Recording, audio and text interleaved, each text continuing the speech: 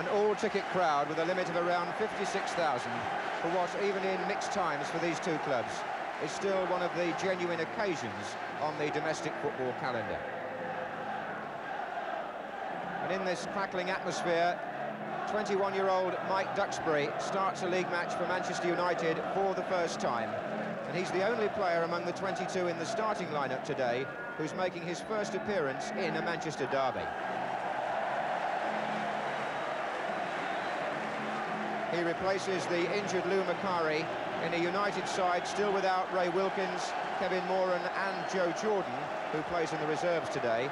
And with Niki Jovanovic on World Cup duty for Yugoslavia, there's an emergency recall at centre-half for Gordon McQueen, who has played only 45 minutes reserve team football this season after an ankle injury. Steve McKenzie is out of the City side after an overnight reaction to a foot injury, so their team is the one which won at Luton in the League Cup. Also missing Dennis Tuitt, who has a broken wrist. City have not won at Old Trafford since 1974, when the goal which sent Manchester United down was scored by Dennis Law. Dennis Law these days works for Radio 2, and also breaking into the broadcasting world, Lou Macari, who was a member of our BBC panel in the European Championship. The referee today, Kevin McNally of Cheshire, who booked 8 players in the midweek League Cup tie between Barnsley and Cardiff City. So on a fine afternoon, it's United who start the 101st league meeting between the old Manchester rivals. Malcolm Allison promising an attacking display from City, even though they're still looking for their first league win. Here's Tommy Caton. On the left, Paul Power wearing 7. Ashley Grimes to Duxbury. Now it's Jimmy Nicholl.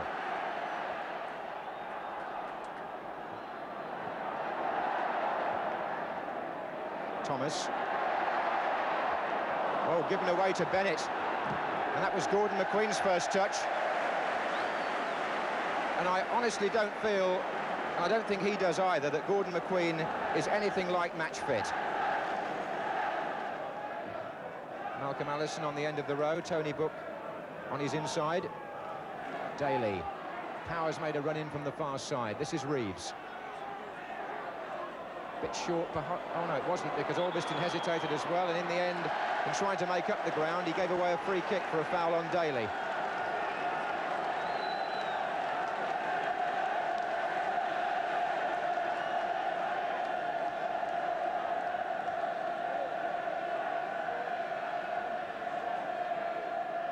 Referee's arm is raised, indirect. Daly playing it square to Tommy Caton with the shot. Caton, who's yet to score a league goal for City, although today he's making his 50th consecutive league appearance. Hasn't missed a match since he made his debut at the start of last season. And he's shot there, whistling through a crowd of players and wide of the post.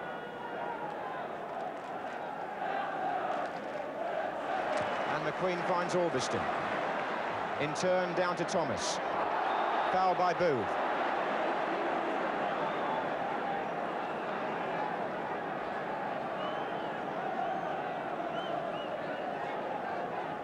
McElroy. It's going to come to Jimmy Nicholl. Oh, and Koppel offside, flag is up. Flag is up. And some protests from the United players, but the linesman on my side was clearly flagging, and the goal does not stand.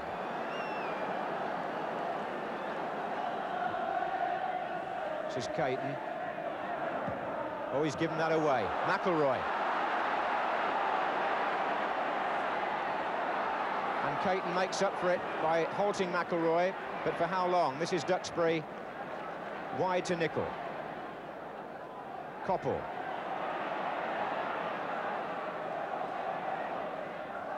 In again for McElroy to flick it on. Mickey Thomas is in there. Pulled back by Thomas, and Corrigan at 6'4", able to pick those out the air a lot more comfortably than a shorter goalkeeper would, as Mickey Thomas tried to clear him with the cross. Greenough was lurking just beyond the keeper, hoping for an easy goal.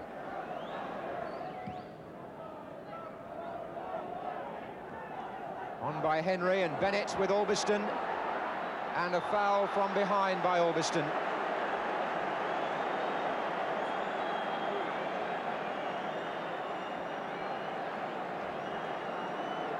Bennett, the player on the ground. Referee Kevin McNally calls Albiston across and produces the yellow card.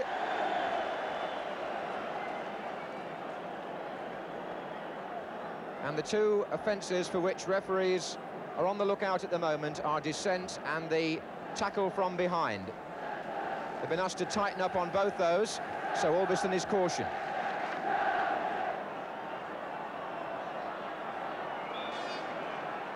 This is Caton. That's his second shot of the match, and this one was beautifully plucked out of the air by Gary Bailey. Really acrobatic piece of goalkeeping.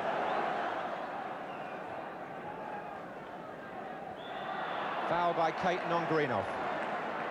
Reed didn't retreat 10 yards and was spoken to by the referee.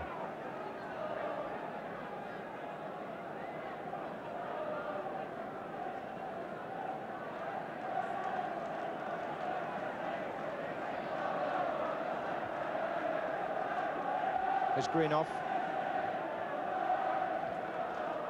Coppell's in there, so is Duxbury. McElroy, oh, off the legs, and Coppell! Coppell!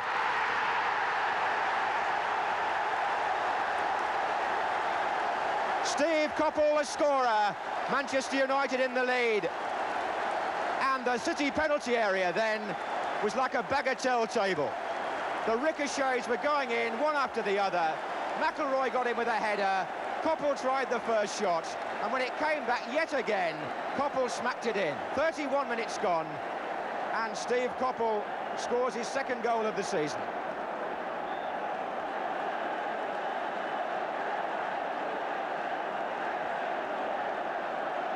Manchester United, who've won this match by 1-0 for the last 2 seasons, now lead by that score again. Foul by Duxbury on Daly.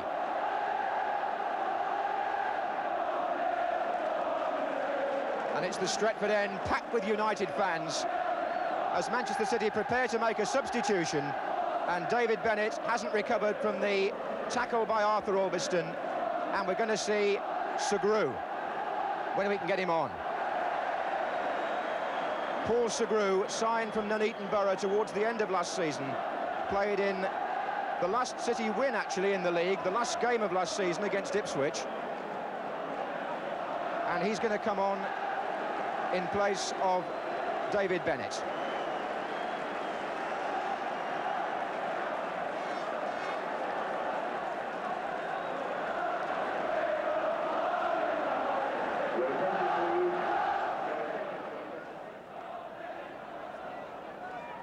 This is Daly again as an appeal for offside. It's been said play on. This is Booth. Tommy Booth must surely. Well, United stopped there. They thought there should have been an offside flag. And Tommy Booth had an awful lot of time to line up his shot. And when he finally got round to it, Bailey was able to make a fairly straightforward save.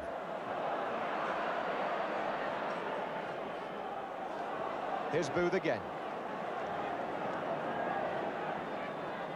Daly. Oh, that's a good challenge by Mickey Thomas. Here's Coppell. McElroy in the centre, Greenough and Thomas being joined by Coppell now.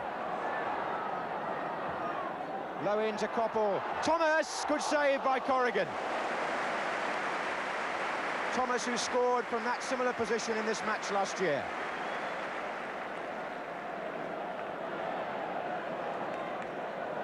Henry.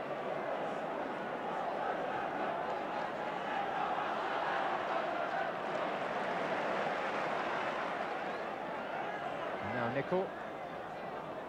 Finding Greenough accurately. Duxbury. And certainly there's some confidence about United for the moment. Coppell on the run. And the ball was out.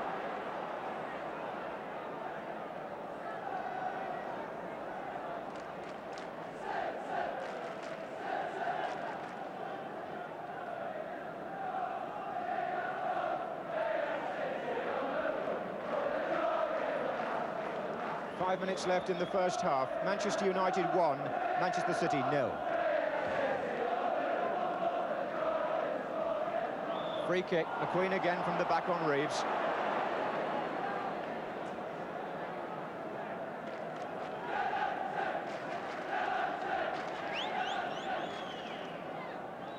Booth.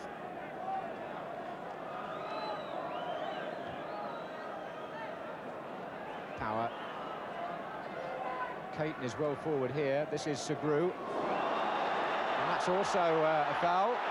And Gordon McQueen having the problems with his timing that perhaps you might have expected on his first appearance at this level this season. They're not vicious fouls, they're normally a case of just being a little late. But referee Kevin McNally decides that for the number of fouls McQueen has committed, the yellow card is in order.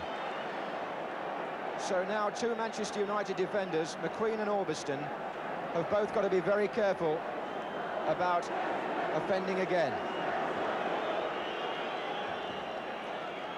Daly with the kick. That's Reeves up with Nicol. That's Tony Henry.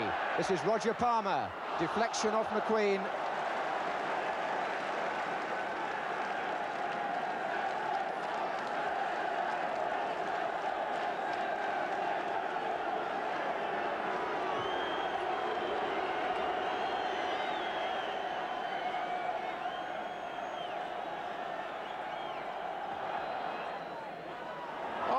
Across and in the back of the net, and Kevin Reeves came in there, and the defence was stranded as Reeves scored.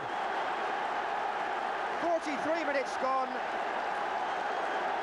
and what a goal that City needed. My word, they did, and they've scored it 2 minutes before half-time, and Reeves was the man that got it.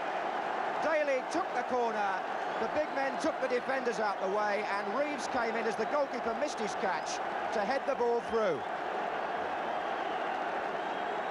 So 1-1.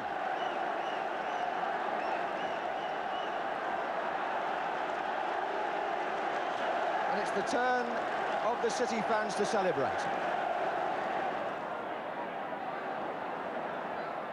Here's Orbiston. They're onside. Oh, there's a great chance here. Thomas has got two in the middle. And Greenoff has blazed the ball over the bar. And he's such a good volleyer of a ball normally, Jimmy Greenoff. And Thomas had almost too many options. They were queuing up in the centre because they'd beaten the offside trap. One of City's Achilles' heels is when they failed to play the offside properly, and when Thomas's cross came in, Duxbury left it for Greenoff, who he thought was better placed, and Greenoff skied it.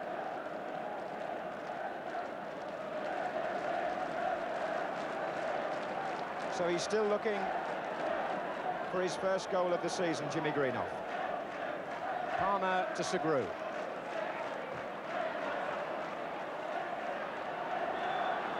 Free kick, and at the same time, half-time. With the ground full of noise, after a very entertaining spell in which City came back to equalise. Steve Coppell's 31st minute goal for Manchester United. They drew level when Kevin Reeves scored following a corner 2 minutes before half-time. So it's set up now for what could be a thrilling second half.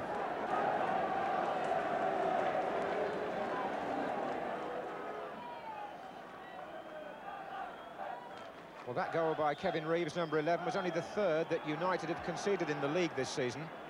They had the best defensive record in the whole of the four divisions before today. Although from the dressing room at half-time, there were one or two complaints from United players about possible pushing in the penalty area when that goal was scored. But it's 1-1, and it's City now playing from right to left. Henry with the throw. There's Ranson.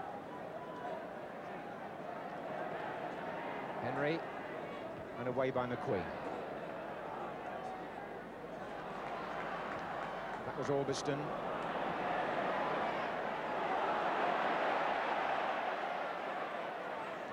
Oh, and Caton's given it straight to Coppell, and there are two waiting in the centre, and here comes Grimes. Oh, and he hit Duxbury with his shot. How ironic can you get? Grimes shot, and Duxbury still picking himself up in the penalty area. On the break, it's Power. Well, that mistake by Tommy Caton could have been so costly. It put Coppell in possession. Coppell sensibly pulled it back to one of the two players waiting, but the shot by the first, Grimes, hit the second, Duxbury. Otherwise, it may well have been 2-1. Reed.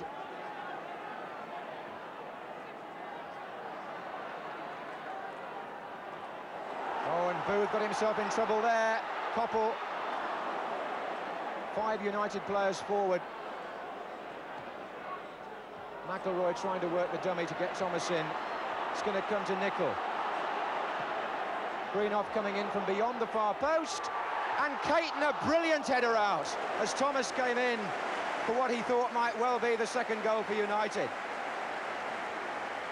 Greenoff's header back, and Caton, under the most furious pressure, gets the ball away safely.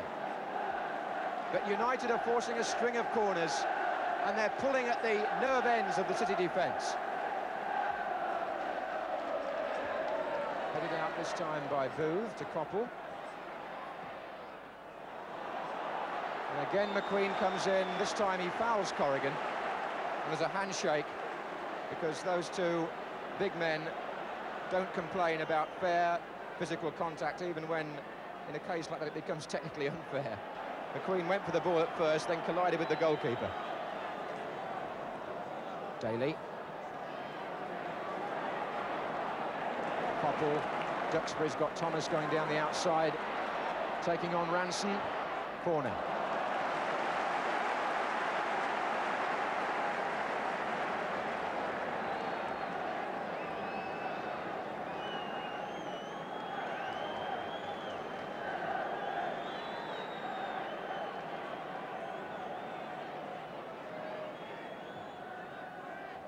Away by Booth. Arthur Albiston coming in. Oh, I say! Offside, was it? The referee has disallowed the goal. He stood there and pointed to the spot for no goal at first, but he's going to have a word with his linesman. Oh, it's been given. Arthur Albiston, his first goal ever for Manchester United in a senior match. And it comes in the derby, and a yellow card's been shown to Paul Segru for arguing. And somebody else has come across now, Paul Power, to the linesman. Arthur Albiston's shot fizzed through into the corner of the net. Initially, referee McNally appeared to signal for an infringement. The City players are still protesting about that, but he spoke to his linesman. The goal stands, and it's 2-1 to Manchester United, and Segru is in the book.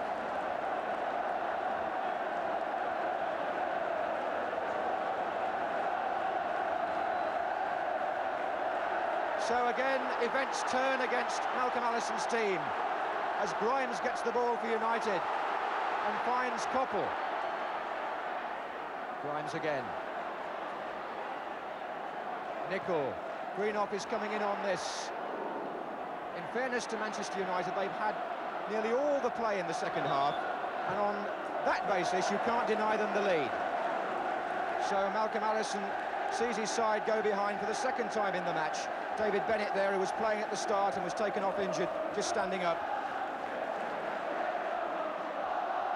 That's a foul by Ashley Grimes on Nicky Reed. And a substitution now by Manchester United.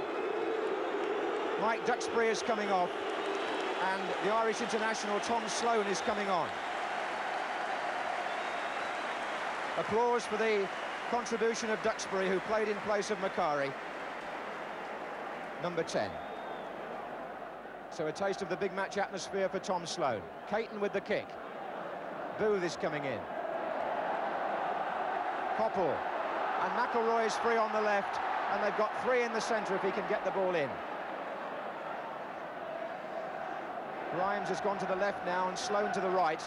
Albiston, Thomas. Right back, and Greenoff. The ball went underneath his foot. Sloan half won it back. Not Greenoff's day in front of goal.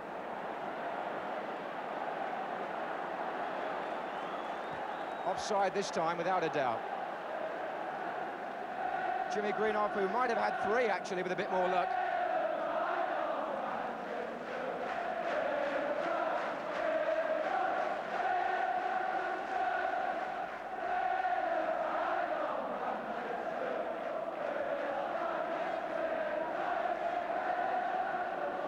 Well, these derby matches are always great occasions, and it's very compelling to be inside a ground like Old Trafford when the atmosphere is as high as this.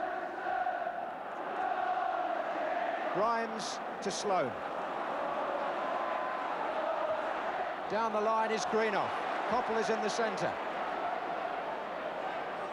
Sloane. It's McIlroy. Here comes Mickey Thomas. The shot was blocked. Thomas! Saved by Corrigan. Thomas! How many more times? Good stop from Mickey Thomas, who had 3 attempts in quick succession and finally forced a corner to be taken by Steve Coppell. He's played it back to Grimes. That was Reeves winning it from Coppell with 10 minutes to go and City 2-1 down. And Palmer makes a break from midfield, and look at the pace of Palmer. He's beaten Buchan, and Buchan tries to get back, and Palmer in the end was under so much stress that he put it wide. Buchan was beaten for pace initially. He might well be saying, where was the support in the defence? But he did enough to put Palmer off when it came to the final shot. And that's partly what good defending is about. And the defender penalised there was Tommy Caton.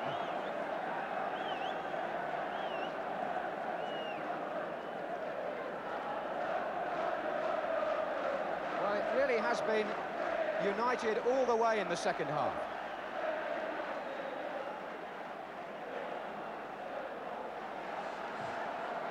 Nicol curling it in. Up goes Coppell. In comes Grimes. And Thomas is going to beat Corrigan to this. And look where Corrigan is now. Playing right back, isn't he? Oh, he's right out of his goal. Alveston puts it in. And Tommy Booth clears it. And he's still not back. Nicol! Well, it's all happening here. Nicol was quite right to shoot because Corrigan even then hadn't regained his ground.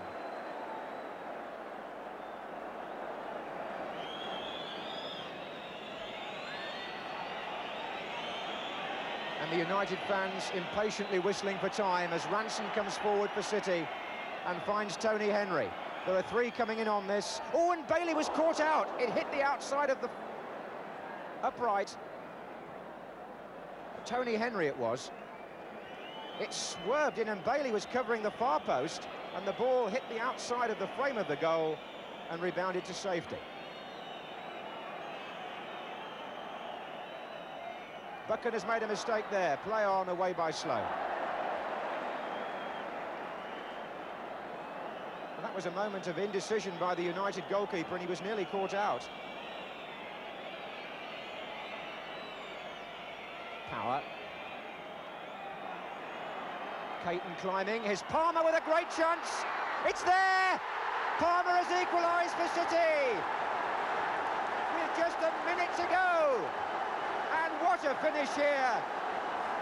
They've been on the defensive for the whole of the second half. And Palmer found a way through to score the equaliser with the United defence not concentrating. He was through the centre, and as Bailey came out, he lifted the ball so deliberately over him. Cool finishing. And the score now is 2-2. And the City of Manchester is equally divided once more, because it looks as though the teams will share the points after all. Or will City do even better? Daly looks for Reeves.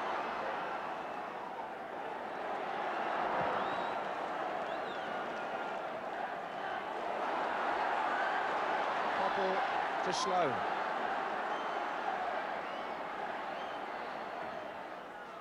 Away by Booth, and then even more emphatically by Reed.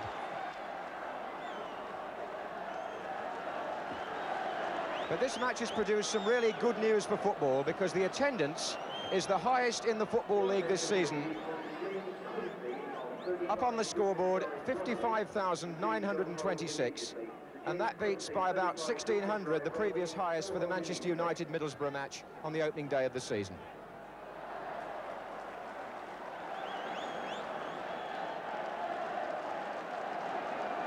A storming finish to the first half, and an equally exciting one to the second, and indeed to the match, because Manchester City come from behind twice to snatch a point in the Manchester derby. Roger Palmer's goal in the last minute makes the final score 2-2 after Arthur Albiston's somewhat disputed effort had put United ahead for the second time. No complaints here about the entertainment, the excitement. For the sake of the peace of the city, a draw perhaps the best result. And the match fittingly was watched by the biggest Football League crowd of the season. And they've all got something to be satisfied about at the end. Manchester United 2, Manchester City 2. City still looking for their first win in the league, but they won't be complaining about saving a point here.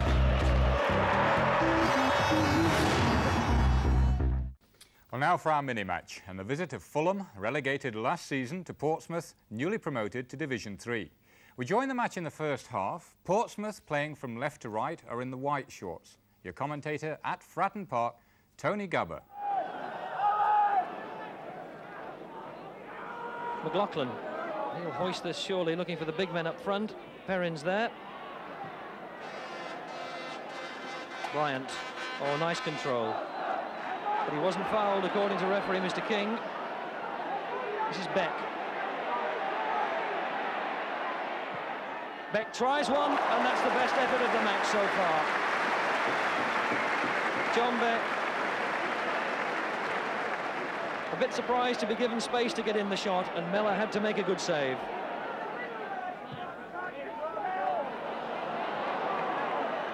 O'Driscoll. Still O'Driscoll. Still O'Driscoll. Well, he's done well here, Sean O'Driscoll. Oh, what a good move. Mahoney. Oh, a good save was called for from Miller. But what a good attack that was. The best move of the match, without doubt. There's some real skill creating a chance there for Mahoney. And a good save from Miller.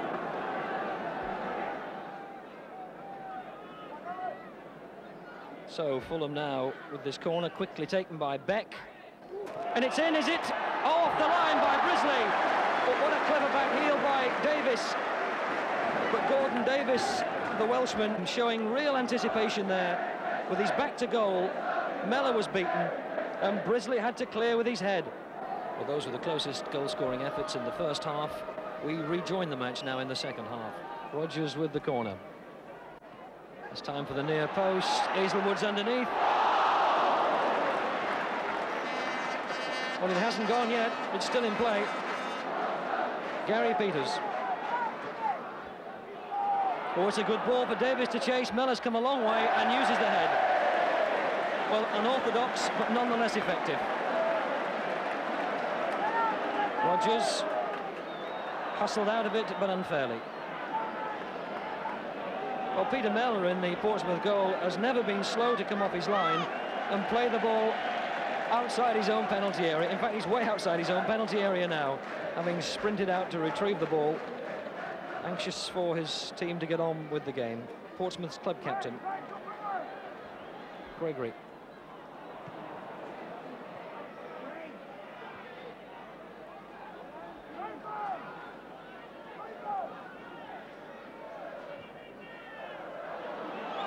Laidlaw, this is Perrin. Gregory, he's got a shot. Oh!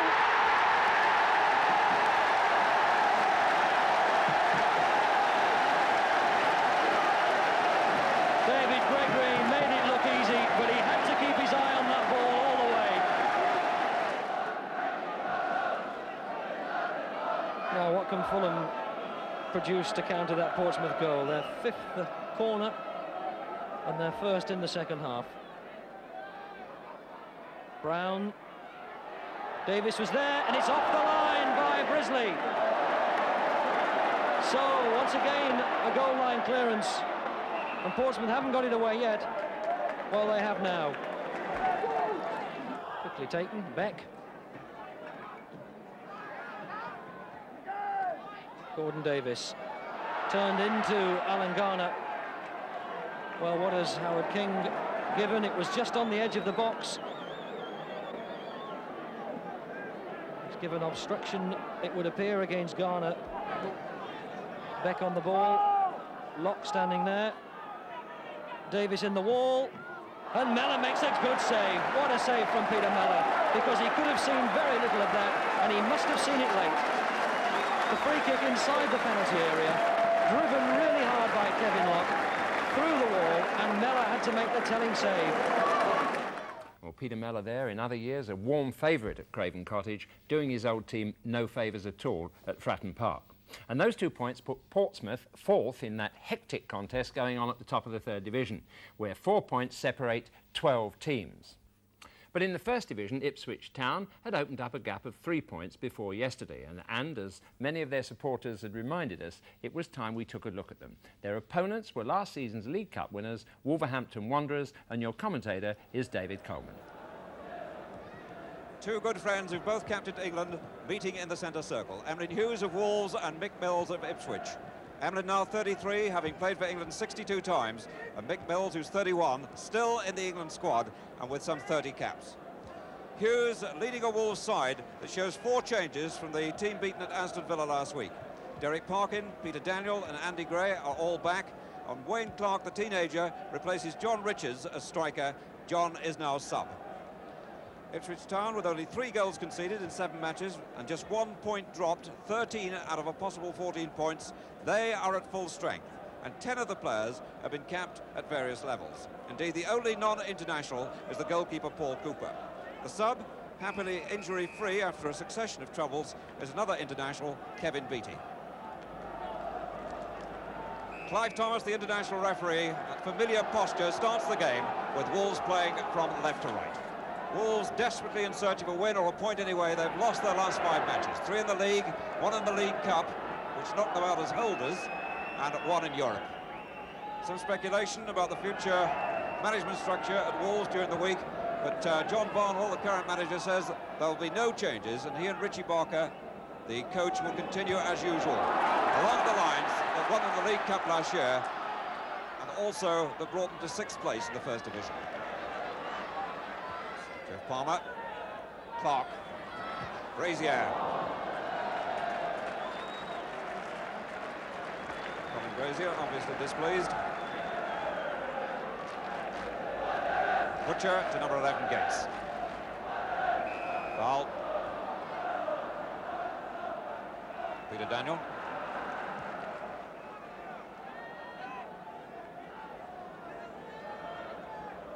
Mick Mills to Butcher.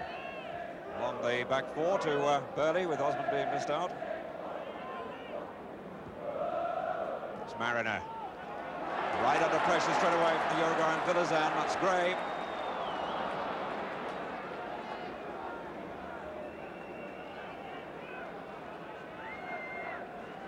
Burley taking his time. Butcher.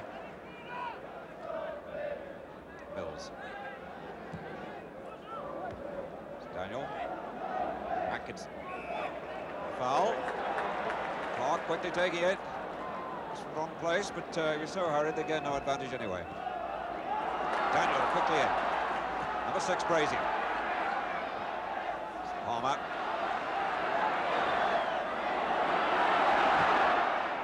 Clark. Fine Gray was speedy behind him, but stopped by Osmond. Atkins.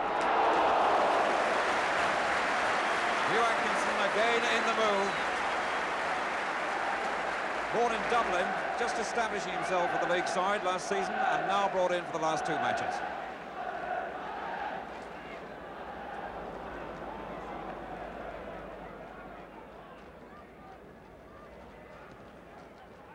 Brazil into trouble, but through it, and again.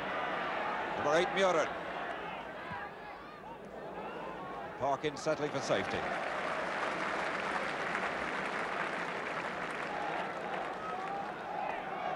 Derek Parkin, vastly experienced.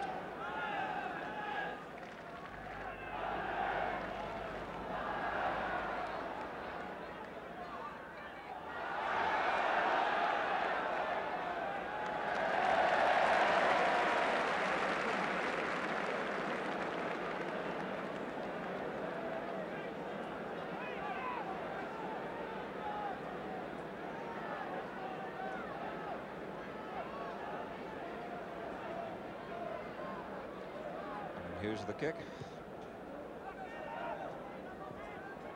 Gray with a flick, that's a good one, on to Wayne Clark, and chance here for Wolves.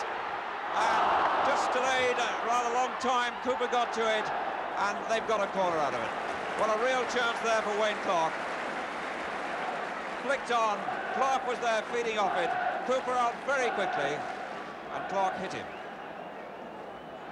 Peter Daniel with the corner. Oof, a backheader by a defender there, plays Cooper under pressure, and a corner on the other side. The ball hanging in the air, and it was flicked back by one of the Ipswich defenders, and Cooper knocked it over the top for another corner. Peter Daniel, number 4.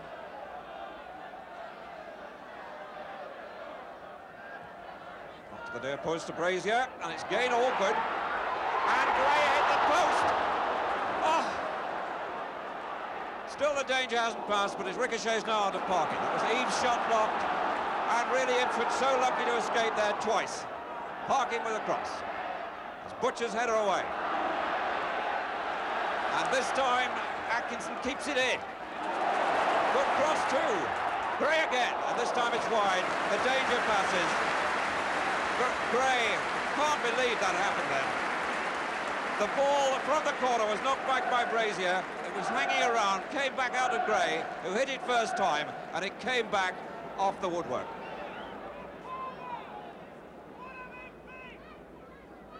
Calls for McMills to play it. Again, a lot of movement up from the Ipswich front runners. It's Muren on to Brazil, who's onside. Side Brazier. Just touched away by Villazan. Now Mariner. Burley. Gates. Still in play. Brazil 1-0, and they've got in front after being in defence for most of the match. Well, that's the way it goes when a side struggling. Wolves really have been putting the pressure on for most of the match, but now Ipswich get a goal with the ball squeezed back by little Eric Gates, who's so elusive. Knocked back to Alan Brazil, who fires it into the corner. 29 minutes gone, and the league leaders unbeaten so far this season. Ipswich lead Wolves by 1 goal to 0. Daniel for Wolves.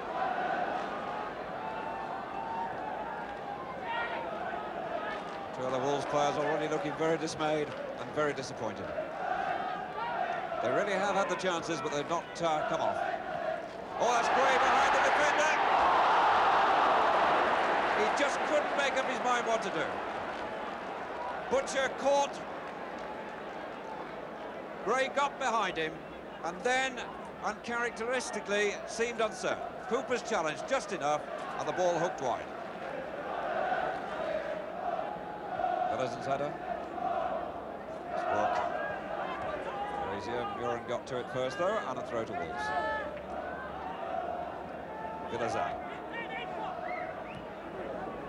Gray. Enormous pressure and foul by Butcher.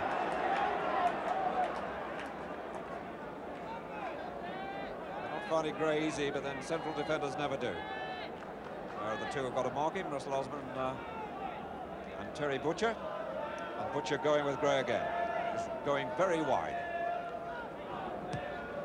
Armour's kick, pumped towards Gray, but he didn't carry. Atkinson. Good stop. Gray. Good stop again by Cooper. Well, Gray looks at the goalkeeper in astonishment. The ball knocked down from that shot. Following up there was Gray, and again he couldn't snap it up, thanks to Cooper's quick reaction.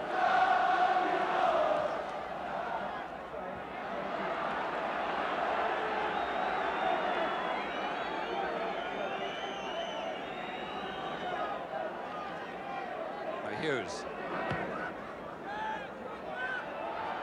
Cooper all the way out. Atkinson. The goalkeeper on the edge of the 18-yard line. And Atkinson, well, he wouldn't have a good view of the goal. There are lots of players between him and goal, just over the top. But he did the right thing, a first-time power drive. John Walk. Very quiet first half. Mariner. Mills. Muren. Mariner. Too many Wolves his defenders there. Brazier, Daniel. Tyson's persistence played. He's found Murin. Now Gates. Mariner to number 4, Tyson. He carved his way through, and finally was tucked away by Mariner.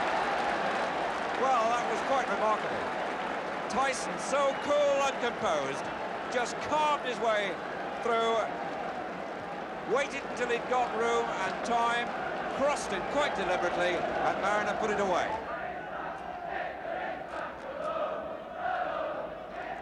So, against this almost casual Ipswich side, Wolves wasted their first half chances, and they went into the second half still 2-0 down. And Hughes.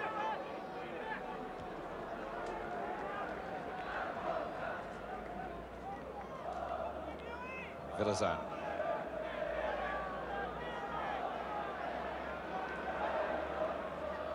Gray tried to lay it back, but just failed. Mariner is onside. The flag stayed down. Parkin.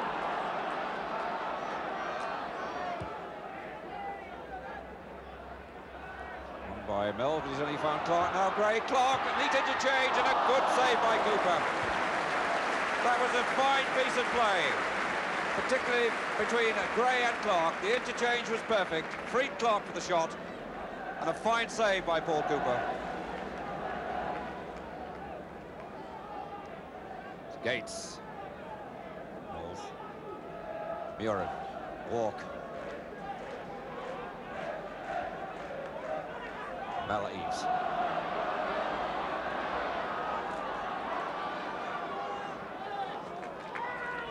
Wolves throw.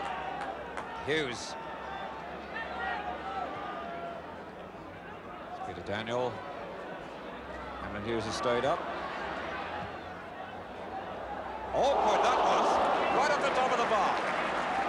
Cooper looked then as if he thought it was going over. It just skidded off the top of the bar. A butcher for Ipswich.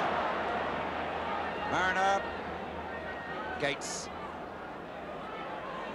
Mariner calling. There's Mariner, covered by Villazan. Strong challenge by the Uruguayan.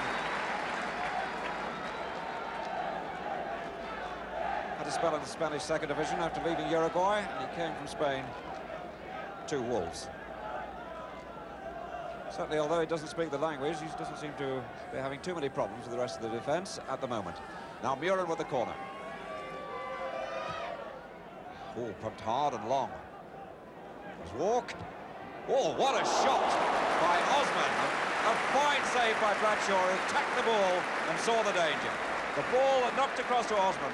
It really was collected and hit hard. And Bradshaw really came at that ball. Good save by the goalkeeper.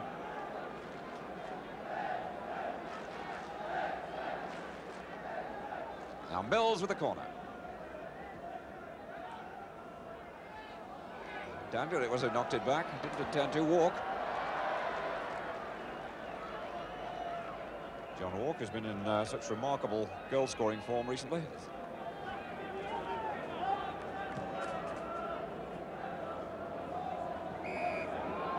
Foul by Osman on Clark. I think he just twisted his knee slightly as he went down as well.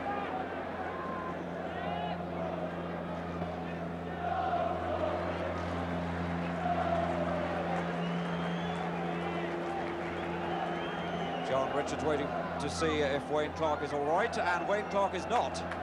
So the young striker has to leave the field, and the leading scorer from last season, John Richards, will come on. So it's a striker for a striker.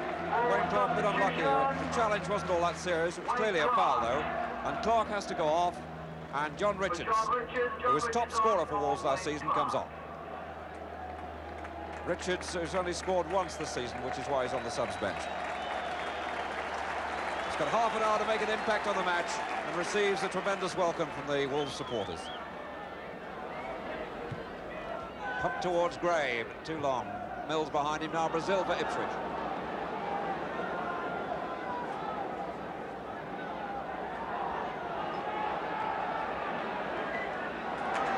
Blocked by Villazan. Brazier, Villazan's gone tearing forward.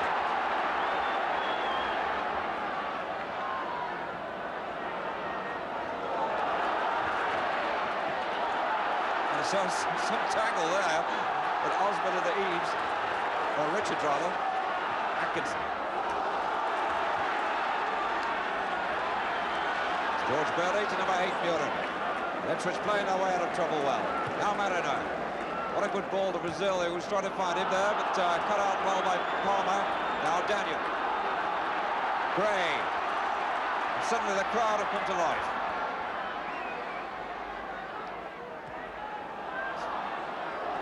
Corner to Wolves.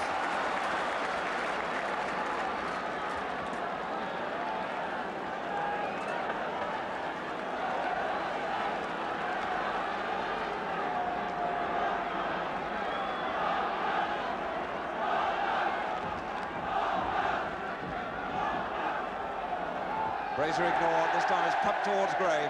Gray's header.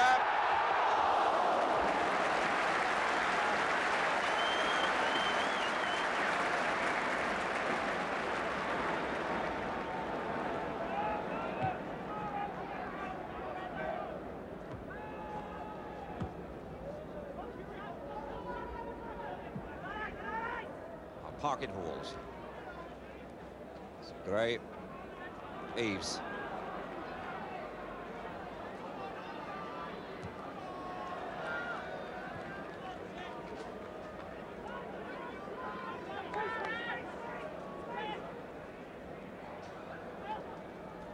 Eaves again. Oh, it came on Butcher to Richards, and he still couldn't put it away.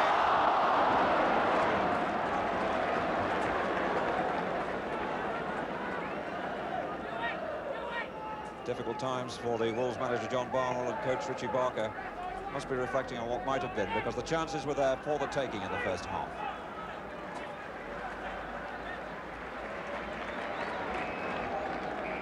There's the final whistle with 3 minutes of injury time played. 2-0 win for Ipswich, the league leaders. They remain unbeaten.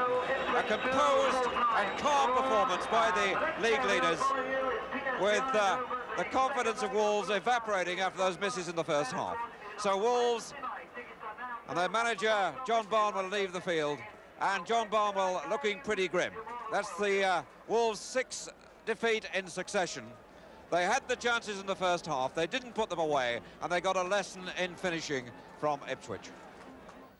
Well, as David said, it might all have been so different if Wolves had capitalised on that sort of sleepy start that Ipswich made to that game. And Bobby Robson, no doubt, will be sorting out whether it was supreme confidence, complacency, or even tension because of that now 4-point lead. But at the end of the game, the home fans appreciated the style and the talent of the Ipswich team, while not warming all that much to the performance of their own players. That again puts pressure on manager John Barnwell, last season's saviour, but this season's target after only 8 games. So, what is the difference? I think the results. I think we lived off passion for probably the 20 months I've been here. We survived relegation, and everybody had a great sigh of relief, including me. And then we start the next season. Of course, I'd had my car crash, and I suppose there was a certain amount of sympathy floating about on that. We signed Emlyn, and then we had the massive signing of Andy Gray, and I think the motivation of all things together led to a certain type of passion which helped us through the season. And of course, the result was we won a League Cup, and we finished 6th in the league. I think that passion has worn a little bit thin. And the sympathy of my car crash, Emlyn Hughes being here, and everybody's used to Andy being here now, and now we're looking to improve it. I tried very, very hard in the transfer market with very little money, and I'm not on my own in that respect, to add a new face to the side. Yeah. Well, in fact, it still looks as if the next new face at Molineux will be Bolton's Peter Reid, who's not played since his contract expired this summer. Evidently, Wolves are still making progress towards completing that deal.